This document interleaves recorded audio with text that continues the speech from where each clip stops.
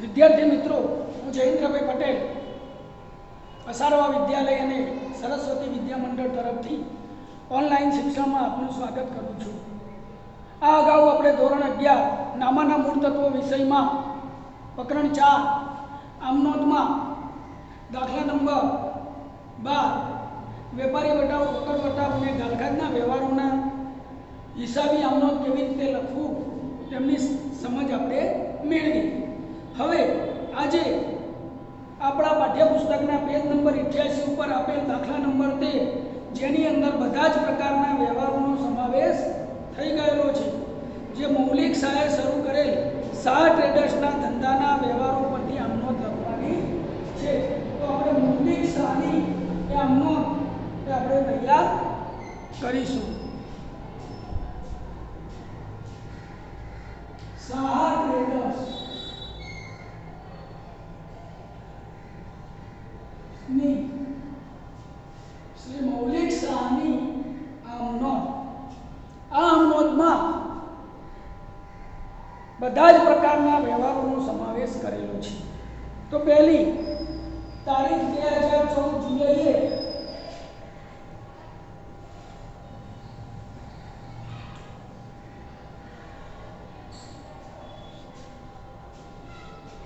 ₹50,000 રોકડા, 20,000 દેવાદારો, 10,000 માલ સ્ટોક તથા 50,000 લેણદારો લાવી ધંધો શરૂ કર્યો. હવે પહેલી જ ધંધાની શરૂઆતની આમનોંધ છે, જે મેં આગળ પણ કહ્યું હતું કે દરેક વખતે પરીક્ષામાં પૂછાય છે આ પ્રકારની આમનોંધ. તો રોકડા લાવે, રોકડ ખાતે ઉધાર 50,000, દેવાદારો ધંધાની મિલકતો છે એટલે દેવાદારો ખાતે ઉધાર 20,000. મિત્રો આગળ માલ સ્ટોક એ પણ મિલકત છે. માલ સ્ટોક ખાતે ઉધાર ₹10,000. હવે લેણદારો પણ લાવ્યા છે. લેણદારો એ ધંધાની જવાબદારી છે એટલે લેણદારો ખાતે રકમ જમા થશે. તે લેણદારો ખાતે જમા ₹5,000. ખાસ ધ્યાન રાખજો કે મૂડી ખાતે જમા 50 ને 70 એટલે 80,000 માંથી 5,000 લેણદારો બાદ કરતા મૂડી ખાતે જમા થશે 75,000.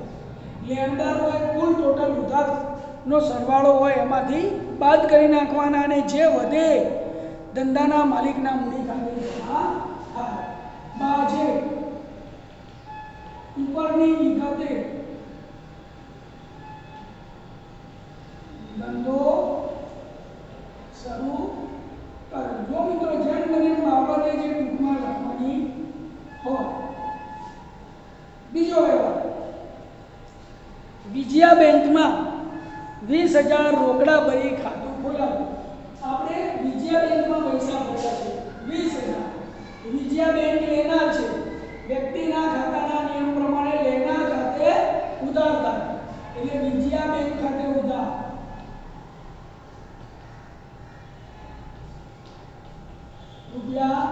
₹20,000 ભર્યા છે. તે રોકડા ભર્યા, રોકડ ગઈ એટલે મિલકત ગઈ. રોકડ ખાતે જમા 20,000. હવે મિત્રો મારી પાસે જગ્યા નથી એટલે હું બોર્ડ ઉપર બાબતે જે લખતો નથી પણ બોલું છું. બાબતે જે આવશે, રોકડા ભરી વિજયા બેંકમાં ખાતું ખોલાવ્યું તેના. ત્યારબાદ આવે છે વ્યવહાર ત્રીજી તારીખ 3 જુલાઈ. 3 જુલાઈના રોજ 20,000 નો માલ સુમૂલ પાસેથી 10% વેપારી વટાવે અને 10% રોકડ વટાવે ખરીદી અડધી રકમ ચેકથી ચૂકવી. અહીંયા ધ્યાન આપો, બોર્ડ ઉપર ગણતરી કરું છું. ₹20,000 નો માલ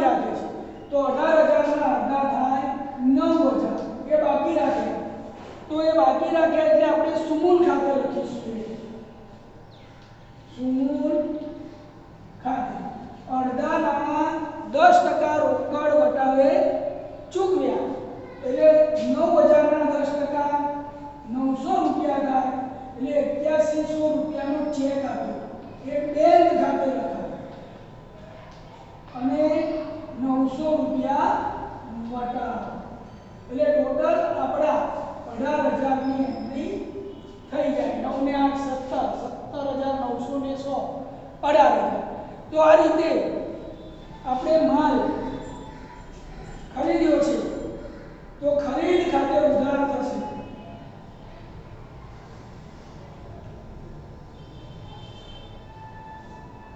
18,000 રૂપિયા કે સુમૂલ ને અડધા બાકી રાખ્યા સુમૂલ ધંધાને લાભ આપનાર છે લાભ આપનાર ખાતે જમા થાય તો સુમૂલ ખાતે જમા અડધા નાણાં 9,000 કે ચેક આપ્યો 8,100 રૂપિયાનો તે બેંક ખાતે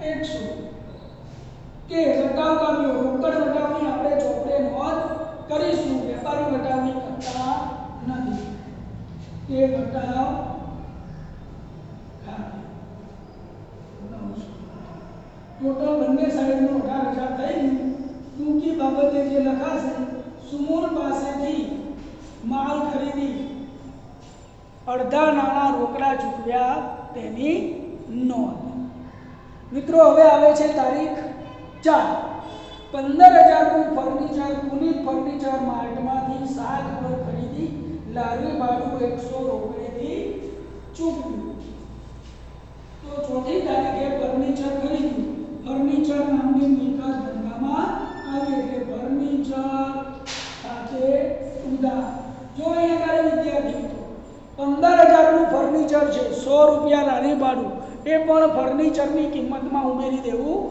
પડે એટલે ફર્નિચર ખાતે ઉધાર થશે 15,100 તે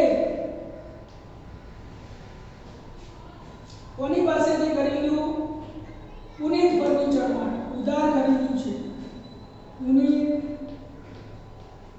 ફર્નિચર માર્ટ ખાતે 15,000 આપણે એને આપવાના રોકડું લારી ભાડું ચૂક્યું તે લારી ભાડા ખાતે 100 અહીંયા ગાડી બાબતે જે લખાશે પુનિત ફર્નિચર માર્ટમાંથી ફર્નિચર ખરીદી લારી ભાડાના રોકડા ચૂકવ્યા તેની નોંધ 5મી તારીખનો વ્યવહાર છે 3,000 નો માલ નુકસાની હોવાથી સુમૂલને પરત કર્યો જો અહીંયા ખરીદ માલ પરત છે માલ આવે તો ઉધાર કરીએ જાય તો જમા કરીએ એટલે ખરીદ માલ પરત ખાતું હંમેશા જમા થાય ખરીદ માલ પરત ખાતે જમા થશે કોને મોકલ્યો તો કે સુમૂલ સુમૂલ વ્યક્તિ છે એટલે લાભ લીધો છે જો લેનાર ખાતે ઉધાર તો સુમૂલ ખાતે ઉધાર રૂપિયા 3,000 નો માલ આપણે આપ્યો છે એટલે અહીંયા ગાડી 3,000 તે ખરીદ માલ પરત ખાતે જમા 3,000 બાબતે છે સુમૂલ પાસે ખરીદેલા માલમાંથી 3,000 નો માલ પરત કર્યો તેના એટલે બાબતે જે તમારે મિત્રોએ લખવાની છે મારે બોર્ડ ઉપર જગ્યા નથી એટલે હું નથી લખતો બાબતે જેમાં તમારે ટૂંકી વિગત જ આપણા વ્યવહારની લખવાની હોય છે ત્યારબાદ 6ઠી તારીખનો વ્યવહાર છે અહીંયા ગાડી જગ્યા મને છે નહીં પણ તમારે જો ખાનામાં પૂરું થાય તો ટોટલ મારું જરૂરી છે 75 ને 5 80 ને 20 1,18,000 1,18,000 ને 3 1,21,000 1,21,000 અને 25 21 ને 15 36 1,36,100 1,36,100 સરવાળો આગળ લઈ ગયા.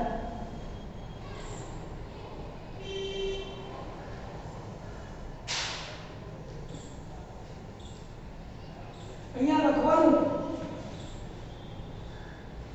સરવાળો આગળ લાવો. 1,36,100 સરવાળો આગળ લાવે. આપણે આગળનો સરવાળો છે. હવે નવો વ્યવહાર, જ્યાં તમારું પાનું પૂરું થાય ત્યાં આમનો ટોટલ મારી લખવાનું, સરવાળો આગળ લાવ્યા. છઠ્ઠી તારીખ 2014 જુલાઈ 6. રાજાશ્રીને 12,000નો માલ 10% વેપારી વટાવને 10% રોકડ વટાવે વેચી અડધી રકમનો ચેક મળ્યો. હવે 12,000ના માલમાંથી 10% વેપારી રકમ વટાવ બાદ કરો તો આપણે 1200 રૂપિયા 10% લેખે વેપારી વટાવ થાય. 12,000નો માલ 10% વેપારી વટાવ 1200 રૂપિયા, એટલે માલની કિંમત થશે 10,800 રૂપિયા. આ વેચ્યું એટલે વેચાણ ખાતે જમા થાય. હવે આમાંથી આપણને અડધા નાણાં મળે છે, અડધા બાકી રહે છે, એટલે 5,400 રૂપિયા બાકી રહેશે. આવા 5,400 રૂપિયા આપણે રાજશ્રી પાસે લેવાના લે, એટલે રાજશ્રી ખાતે રાખો. હવે આનો 10% રોકડ બતાવે 540 રૂપિયા એ વટાવ ખાતે રાખો અને 540 બાદ કરો એટલે તમને ચેક મળશે 4860 રૂપિયા એ બેંક ખાતે. મિત્રો આખો વ્યવહાર વેચાણનો છે કે આ ત્રણ રકમ ઉધાર થશે. तो राजश्री लाभ लेना है कि राजश्री खाते उधार 5,400 बैंक चेक મળો બેંકમાં ભરીશું એટલે બેંક ખાતે ઉધાર 4,860 વટાવ આપ્યો છે. આપેલો વટાવ ધંધાનું ખર્ચ છે. खर्च होवाથી ઉપજ ખર્ચના નિયમ પ્રમાણે ઉધાર વટાવ ખાતે ઉધાર 540. આ બધી જ રકમ વિદ્યાર્થી મિત્રો એ વેચાણ ખાતે જમા થાય. તે વેચાણ ખાતે 10,800 તમારે બાબતે જે લખવાની છે 10,800 બાબતે જે લખો. રાજશ્રીને 12,000નો માલ 10% વેપારી વટાવે વેચી અડધી નાણાં ચેકથી મળ્યા તેની નોંધ.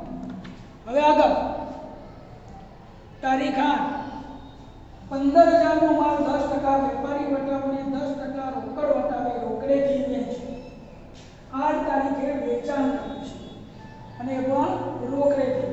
તો પહેલા રોકડ ખાતે ઉધાર વટાવ આપ્યો છે કે વટાવ ખાતે ઉધાર તે વેચાણ ખાતે. હવે અહીંયા આપણે વટાવની ગણતરી કરીશું. 15,000 રૂપિયાનો માલ છે. માલની કિંમત 15,000 રૂપિયા. એની ઉપર 10% વેપારી વટાવ માઈનસ કરો તો 1,500 રૂપિયા વેપારી વટાવ એટલે 13,500 રૂપિયાનું વેચાણ થયું. એટલે 13,500 રૂપિયા આપણે વેચાણ ખાતે જમા કરીશું. હવે એમાંથી 10% રોકડ વટાવ એટલે 1350. તો વટાવ ખાતે ઉધાર થશે 1,350. 0 10 માંથી 5 જાય તો 5, 4 માંથી 3 જાય તો 1, 3 માંથી 1 જાય તો 2, 1 ના 1. 12,150 રૂપિયા આપણને રોકડા મળશે. તો રોકડ ખાતે ઉધાર 12,150, વટાવ ખાતે ઉધાર 1,350, તે વેચાણ ખાતે 13,500 બાબતે જે લખીશું 15,000 નો માલ 10% વેપારી વટાવ અને 10% રોકડ વટાવે રોકડીથી વેચ્યો તેના બાબતે જેમાં ટૂંકી વિગત વ્યવહારની જ આપણે લખવાની હોય છે. 10મી તારીખ ઘર વપરાશ માટે 300 નો માલ તથા 200 રોકડા લઈ ગયા. ઘર વપરાશ માટે લઈ ગયા. ધંધાના માલિકનો ઉપાડ કહેવાય એટલે ઉપાડ ખાતે ઉધાર થાય. ઉપાડ ખાતે સંયુક્ત નોંધ કરીએ છીએ બંને વ્યવહારની ભેગી 300 ને 200 500 રૂપિયા ઉપાડ ખાતે ઉધાર. માલ લઈ ગયા તે ખરીદ ખાતે. ધંધામાંથી કોઈ પણ પ્રકારે માલ જાય તો એ ખરીદ ખાતે આપણે જમા કરીશું. વેચાણ સિવાય તે ખરીદ ખાતે જમા 300 રૂપિયા. તે રોકડા લઈ ગયા એ રોકડ ખાતે જમા 200 બાબતે છે 300 નો માલ અને 200 રૂપિયા લઈ ગયા તેની નોંધ. માલ પેકિંગ માટે 11 તારીખ માલ પેકિંગ માટે પ્લાસ્ટિકની બેગ ખરીદી રૂપિયા 200. પેકિંગ ખર્ચ તારીખ છે 11. અહીંયા લખા પેકિંગ ખર્ચ ખાતે ઉધાર રૂપિયા 200 ની બેગ ખરીદી એટલે 200. જો ચૂકવ્યા એટલે રોકડ વ્યવહાર થયો એ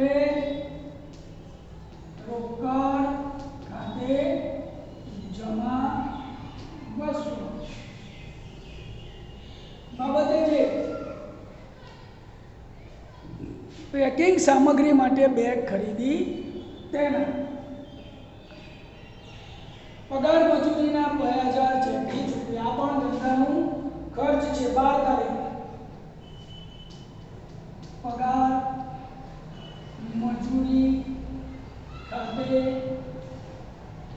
ઉધાર 2000. હવે નાણાં ચેકથી ચૂકવ્યા છે એટલે બેંક ખાતું જમા થશે. તે બેંક ખાતે જમા 2000 બાબતે જે પગાર અને મજૂરીના નાણાં ચેકથી ચૂકવ્યા તેની નોંધ. તારીખ 13 રાજશ્રી પાસેથી બાકી લેણા પૈકી 300 ની ગાલઘાટ પડી. અહીંયા ગાલઘાટ પડી છે, હજુ રાજશ્રીએ પૈસા ચૂકવ્યા નથી એટલે ફક્ત આપણે ગાલઘાટની અસર આપીશું.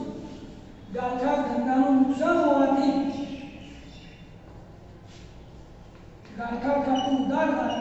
ગાલઘાટ ખાતે ઉધાર 300 તે રાજશ્રી પાસેથી લેવાના હતા. રાજશ્રી તે ખાતા તે રાજશ્રી ખાતે જમા 300. હવે આગળના વ્યવહાર સામે હું પેલા વ્યવહાર પૂછી અને લખું છું.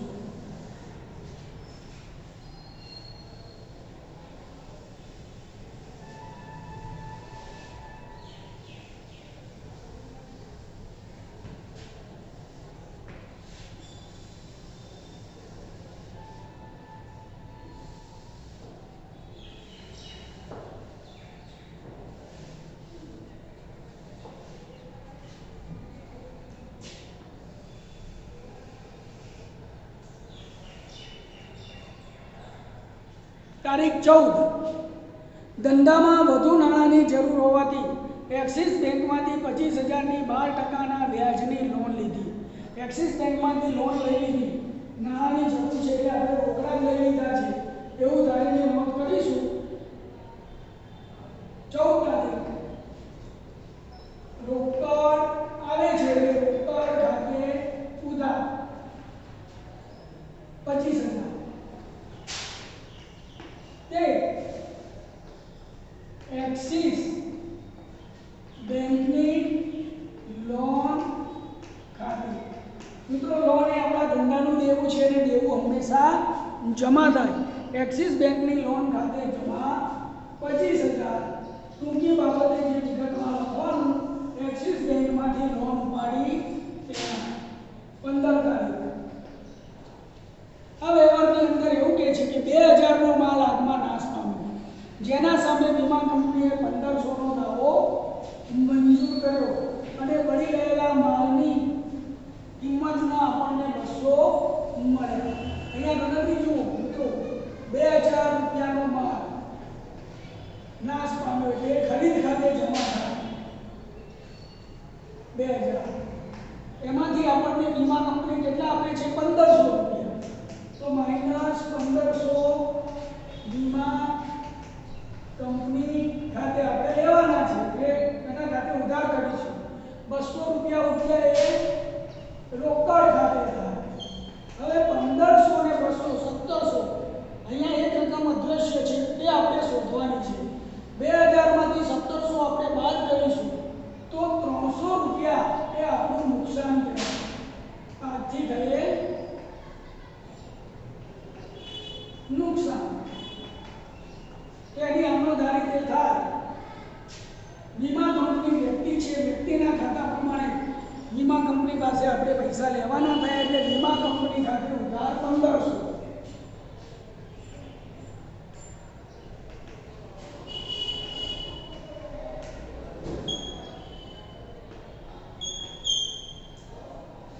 માલ વેચવાથી મળ્યા રોકડા તો રોકડ ખાતે ઉધાર 200. નુકસાન થયું તે આગથી થયેલ નુકસાન ખાતે ઉધાર 300. મેં આગળ પણ તમને કહ્યું હતું, ધંધામાંથી વેચાણ સિવાય કોઈ પણ પ્રકારે માલ જાય તો એ માલની નોંધ આપણે ખરીદ ખાતે જમા તરીકે કરીએ છીએ તો તે ખરીદ ખાતે જમા 2000. તો આ રીતે અહીંયા બાબતે જે લખજો, આગમાં માલ બળી ગયો, વીમા કંપનીએ 1500 ચૂકવ્યા અને 200 માલ વેચ્યા, 300 નું નુકસાન થયું તેની નોંધ. 16 તારીખ પુત્રના જિંદગીના વીમા પ્રીમિયમના 450 અને આગના વીમાનું પ્રીમિયમ 550 બંને ચેકથી ચૂકવ્યા. રકમ ગઈ છે, બેંકમાંથી ગઈ છે, બેંક ખાતે જમા થશે અને આ બંને ખાતા ઉધાર થશે. પુત્રની જિંદગીનું વીમાનું પ્રીમિયમ અંગત ખર્ચ હોવાથી ઉપાડ ખાતે રખાય. ઉપાડ ખાતે ઉધાર 450. આગનું વીમા પ્રીમિયમ એ ધંધાનો ખર્ચ હોવાથી આગના વીમા પ્રીમિયમ ખાતે ઉધાર 550. બંને રકમ બેંકમાં લઈ ગઈ છે તેથી તે બેંક ખાતે જમા 1000. બાજી પુત્રની જિંદગીના વીમાનું પ્રીમિયમ અને ધંધા માટે આગના વીમાનું પ્રીમિયમ ચેકથી ચૂકવ્યું તેના. નિરમા કંપનીએ 30 નંગ સાબુની ગોટી નમૂના તરીકે મફત આપી. જો મફત આપી છે આપણા માટે બિનઆર્થિક વ્યવહાર, આવી છે એની કોઈ નોંધ થશે નહીં. પરંતુ હવે આગળ વાંચો, જે આપણે 250માં વેચી મારી આ આર્થિક વ્યવહાર થઈ ગયો. મફત મળે એ ગોટી વેચી એટલે વેચાણ ખાતે લખાય. 18 તારીખ રોકડ ઉધાર રોકડેથી વેચી છે ગોટી 250 તે વેચા ખાતે જમા 250 બાબતે જે નિર્મા કંપનીએ મફત આપેલી ગોટી 250 માં વેચી તેના રાજાશ્રી પાસેથી ગાળખાત પરતના 100 મળ્યા. અહીંયા રાજાશ્રીએ આપણને 100 રૂપિયા ગાળખાત પડી હતી એ પાછા આપી દીધા. એટલે રોકડ ખાતે ઉધાર તે ગાળખાત પરત ખાતે જમા થશે.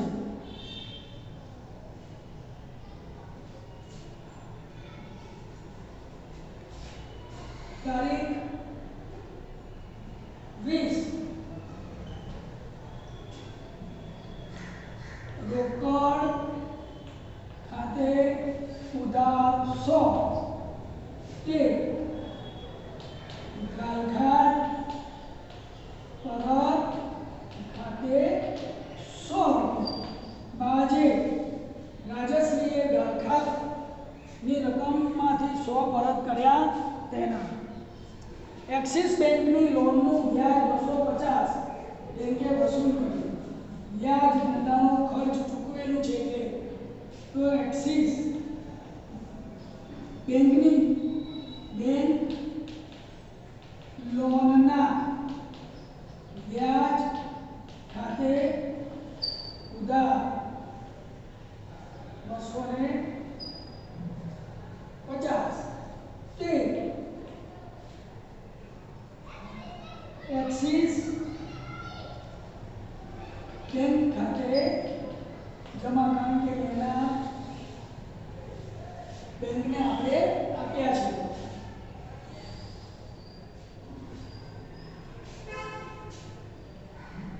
અંગત મકાન દોડવાનો ખર્ચ 2000 તથા દુકાન દોડવાનો ખર્ચ 100 થયો. સોરી 1000 થયો. 28 તારીખ દુકાન ખર્ચ ખાતે ઉધાર દુકાન દોડવાનો ખર્ચ એ દુકાન ખર્ચ કહેવાય 1000. મકાન દોડવાનો ખર્ચ ઉપાડ કહેવાય એ ઉપાડ ખાતે ઉધાર 2000. બંને રકમ રોકડી ચૂકવી છે તે રોકડ ખાતે 3000. છેલ્લો વ્યવહાર મિત્રો મારે અંદર સમાય તેમ નથી, હું તમને સમજાવી દઉં છું.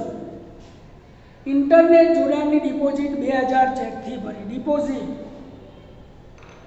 લેનાર ઇન્ટરનેટ જોડાણ ડિપોઝિટ એ ધંધાની આમ તો મિલકત કહેવાય એટલે મિલકત કહેવાતી હોવાથી ઇન્ટરનેટ જોડાણ ડિપોઝિટ ખાતે ઉધાર ₹2000 તે ચેકથી આપ્યા હોવાથી બેંક ખાતે જમા 2000 બાબતે જે ઇન્ટરનેટ જોડાણની ફી ચેકથી ભરી તેની આમ નોંધ.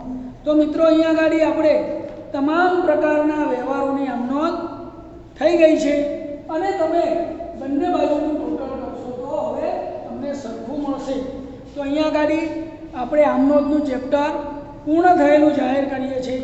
હવે પછીના વિડીયોમાં આપણે પેટા નોંધોની માહિતી મેળવીશું. પેટા નોંધો એટલે કે જે વેપારીઓની અંદર સૌથી વધારે વ્યવહારો ધંધામાં થતા હોય તેવા વેપારીઓ આમ નોંધ ઉપર અને બીજી નોંધો રાખે છે જેને આપણે પેટા નોંધો કહીએ છીએ. પેટા નોંધોમાં ખરીદ નોંધ, વેચાણ નોંધ, ખરીદ પરત, વેચાણ પરત નોંધ, લેણી ઊંડી નોંધ, દેવી ઊંડી નોંધ, ખાસ આમ નોંધ વગેરેનો સમાવેશ થાય છે, જેની વિસ્તૃત માહિતી આપણે 5મા પ્રકરણમાં નવો વિડીયો બનાવીશું તેમાં મેળવીશું.